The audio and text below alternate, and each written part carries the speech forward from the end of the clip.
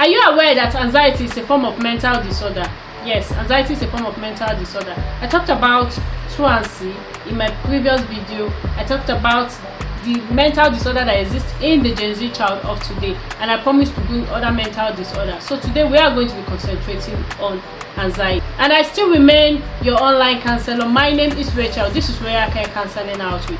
So before we proceed, let's define anxiety. Anxiety can be defined as a normal emotion that causes increase in alertness, which leads to fear that interfere in your daily activities. That is, the increase in alertness leads to fear that is strong enough to interfere in your daily activities. That means you won't be normal. You won't be able to run your day-to-day activities normally. So we're going to be talking about the types of anxiety disorder. Number one, we have generalized anxiety disorder, GAD, and it is categorized with persistence and excessive unrealistic worry about everything or your day-to-day activity. Number two, we have panic disorder. That is it is characterized by unexpected and repeated episodes of intense fear, which is accompanied by some physical attributes like shortness of breath, heart palpitation, dizziness, abdominal stress. And number three, we have phobia disorder. That is characterized by persistence, marked and unreasonable fear of an object or situation.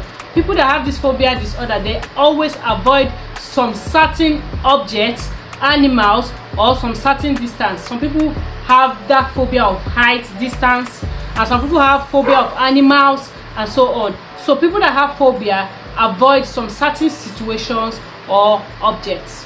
Number four, we have separation anxiety. That is characterized by irrational fear of separation and abandonment by close attached figure. Those figures can be in form of parents, can be in form of your spouse, your partner, can be in form of even pets. So people that have this separation anxiety find it difficult or feel reluctant to walk away from some certain situations even when they are being abused. And like I said, this video is going to concentrate mainly on the Gen Z child. So if you notice your child or your ward is suffering from anxiety, here are the symptoms to look out for. Or when you notice these symptoms I'm about to list, just know that your ward or your child is suffering from anxiety. So parents and guardians, please look out for these symptoms that I'm about to list. However, we have three different types of symptoms. We have physical symptoms, we have mental symptoms, and we have behavioral symptoms. Meanwhile, under all these three symptoms I listed, there are things under them, so I am going to list them. So under the physical symptoms, we have cold and sweaty hands. So if you notice in a situation your child is always having a cold or sweaty hands, that means the child is faced with anxiety. That situation around it is causing anxiety for the child. Then if you notice your child's mouth is always dry in a particular situation, or when something is in occurrence, that child is faced with anxiety. Heart palpitation, when you notice your child's heart is beating fast. When they say my heart is beating fast, that is heart palpitation. We also have numbness or tingling in the hands or feet, when the child's hand is just numb or he says tickling him. That's another way of anxiety. We have nauseating, when the child is nauseating unnecessarily, just vomiting. That's another sign to look out for under physical symptoms. Muscle tension and shortness of breath. Those are the physical attributes or physical symptoms to look out for in a child that is faced with anxiety. Under mental symptoms, here are the signs to look out for. Uncontrollable or obsessive thoughts. When your child is always having this uncontrollable or obsessive thought, that means the child is faced with anxiety. We also have uneasiness, panic, and fear. When your child is always panicking, is always fearful, is always uneasy, either to a particular situation, to a particular figure, or a situation, that means the child is faced with anxiety. Those are part of the mental signs you should look out for. When your child is faced with nightmare, your child is always having nightmare, that's another symptom to look out for. When your child is finding it difficult to forget a traumatic experience, it keeps flashing back in the child's memory, that means the child is faced with anxiety disorder under the mental symptoms. Under behavioral symptoms, we also have trouble sleeping, insomnia, finding it difficult to sleep. We also have ritualistic behavior such as washing hands repeatedly. Loss of appetite is also included. Inability to be still or calm in his behavior, is always restless. That is another sign to look out for in your child. So when you see all these symptoms I listed, either under behavioral, under mental, or under physical symptoms, these are symptoms to look out for to know that your child is faced with anxiety. Causes of anxiety. Number one of some of the causes of anxiety is chemical imbalance. Severe or long-lasting stress can control the chemical balance of your mood. That means when you undergo severe or several long-lasting stress, that means it can control your mood. You can have mood swings. Number two is environmental factor. When a child has experienced a traumatic situation or a traumatic scene, probably the child witnessed while the father killed the mother or the mother killed the father. Whenever the child remembers that kind of traumatic experience, it triggers anxiety. The child might be faced with anxiety. The child might be tensed. One of the causes of anxiety is hereditary. However, anxiety tends to run in the body or in the family, So once one of your relatives is faced with anxiety disorder, there's a tendency that you might be faced with anxiety disorder because it is also hereditary. Now we are going to be discussing on people that can diagnose that you are faced with anxiety disorder.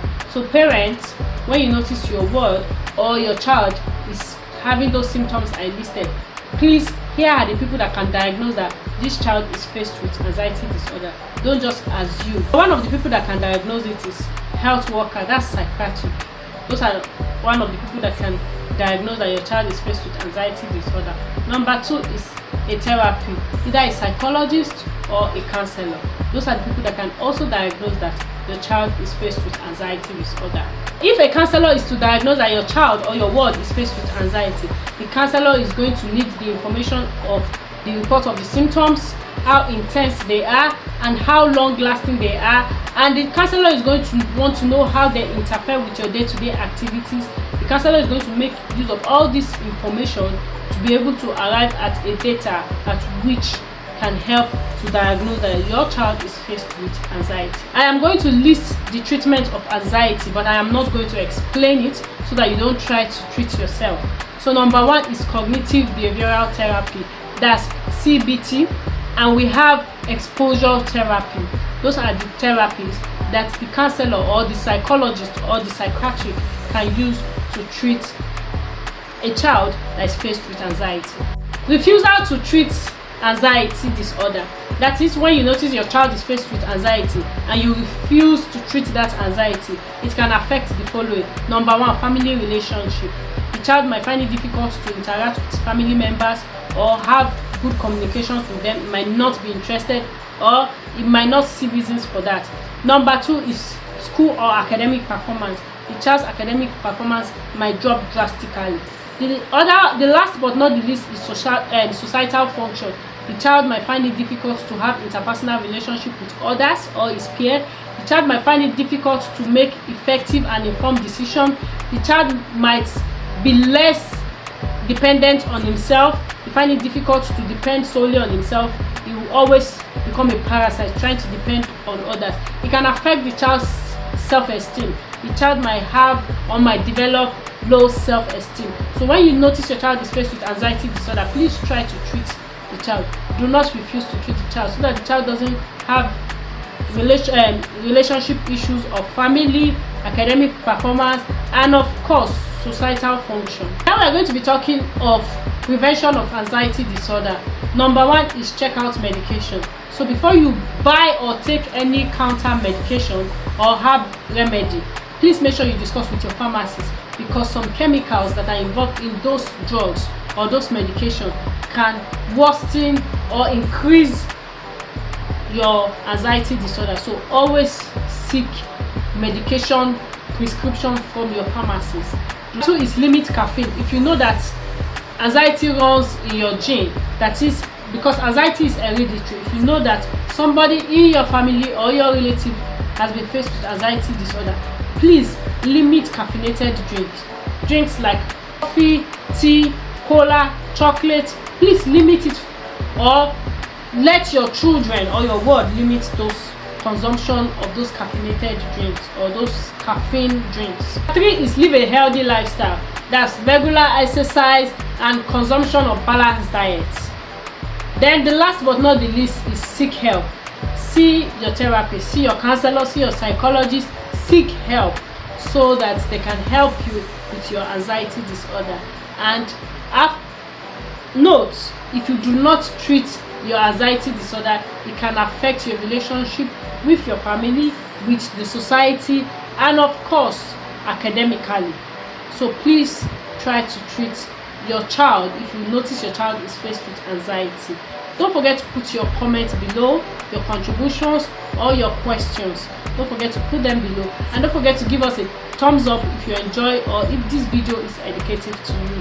Please don't forget to subscribe to this YouTube channel, and of course follow us on all our social media platforms at Royal Care Counselling Outreach. We are available for bookings, so if you are faced with any mental health disorder, any interpersonal issues, any psychological issues, please don't forget to book with us. We remain Royal Care Counselling Outreach. My name is Rachel.